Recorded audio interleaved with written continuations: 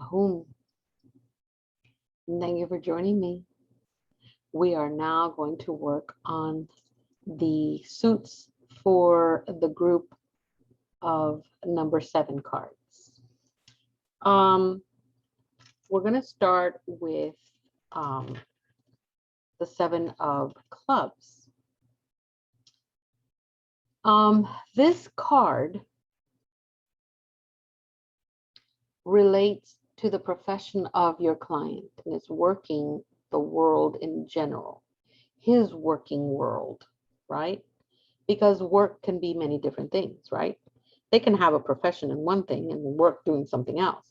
So it's the working world in general. This is a general card. It indicates what possibilities of promotion they may have in line, if they like what they do, and what degree of professionalism is actually delivered. If the card represents the client, this will be a very responsible person. It's a person that is able to fulfill his or her obligation. But the nearby cards from the first square or the second square is actually going to give you more information about job satisfaction and even earnings, for example.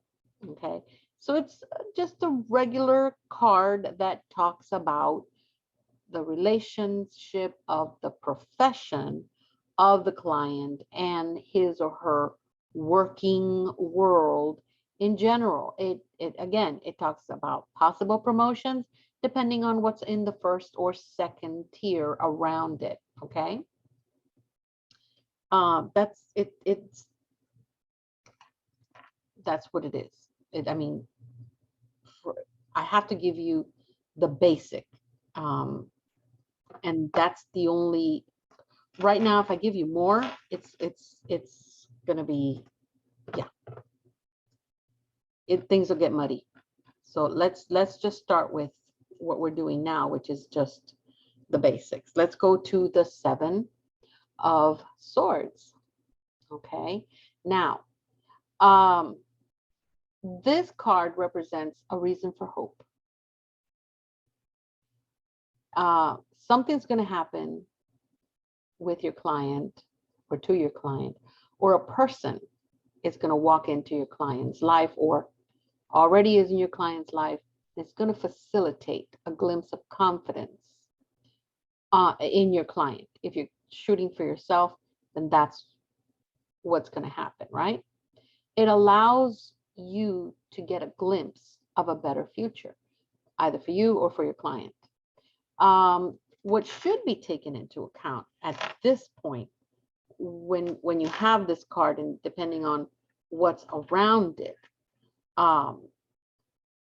that the aforementioned glimpse, hope, and event, or the person that is going to facilitate this is going to give out an energy acceleration overload. It's important you understand that, because that particular energy acceleration overload, although that infuses the necessary force to get ahead, it can sometimes prevent the necessary control of reason over emotions. So this person is going to come, or this event is going to come, it's going to spearhead you into something, but you need to have full control. You need to go into it with your eyes fully open, because if not, you will lose to emotions, and you will lose the reason, the control of reason. Okay. This card comes out when you find yourself that you need to closely watch, become more aware of your feelings of fear. Where are they coming from? What is it doing to you? Why are you feeling that, right? Any selfishness, any jealousy that can actually hijack your soul and harass it until you finally figure out that that's something you don't need in your life or in your soul. it can even get you into a conflicting relationship that's going to be really hard to pull yourself away from. Okay. It also in addition to the arrival of hope, the entry of some money can also come forward. It foreshadows that better times are coming with the help of others. So you may want to look at the cards on the first square and then the second square so that you can pinpoint what cards and what house is going to be part of that, of those good times. Okay. The Seven of Cups, right? Seven of Cups gives us a period of full satisfaction where our deepest wishes will be fulfilled. I want you to understand those three words, will be fulfilled. All right. Your client has probably worked so hard that they are fulfilled, and finally they can reap the fruits of their efforts. Depending on the other cards, it can be happiness with the couple, or in case of not having a partner, is someone that will finally find love. The client may experience rewards at work or find a job if he doesn't not have one, or perhaps does not like the one that they have, or is having difficulties with the ones that they have. So they will find something better. This card in itself feels full of vitality and health. This is a good card. It's a card of abundance, I want to call it. Yeah, it's like a card of abundance that, that's the energy that I feel. And when you get these cards, guys, touch them and become one with them, and they'll, read what they're about, and then they will give you information on how they feel, what is the message or the vibration that they're giving you, right? Okay, so now let's go to the last card, which is the coins. And this is the gratitude card. Those who intuitively know how to use their resources to achieve the desired purposes, this card will go out there. This card will show up in particular places of the reading, and it signifies, it pinpoints those who intuitively know how to use their resources to achieve the desired purposes. Always in the light, because that's one of the things we need to be very purposeful about.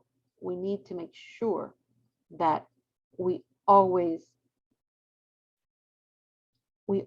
desire outcomes when it's positive and great for everyone, including ourselves.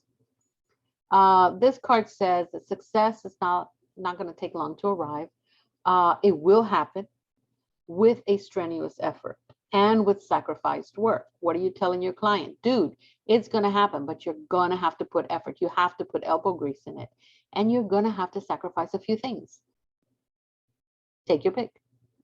All right. It's especially important to consider the help of other favorable cards around you. So you're going to look at all the cards around you, and you're going to see, oh, okay, I might get it from here. I might get it from there. I might get things from here, right? These other cards around might indicate the arrival of an unforeseen money or unexpected inheritance. It depends on what is around it, right? If you do so want to read it backwards, or you are going to use your intuition, look at the cards around the, farther out, so that you can see if it indicates insecurity, regarding future projects, because you can go into the future side of things if you do a timeline. Fear and spiritual instability, you can see that in the present. Being able to also announce a thoughtless or rash attitude towards investment. Dude, I'm telling you, save your money. Nah, I'm not gonna die. Nah. And it can also, you can also warn them about their impatience and what comes from impatience, regret, and apprehensions. That's important because, see, what you're learning here is you're learning how to help the person. Remember, these are small cards. These are small messages, and we can help the client by helping them fix their future with even their near future with things that they can do in their present. Okay, thank you for joining me for all the suits on the 7 group of cards. I'll see you for 8 and 9 next.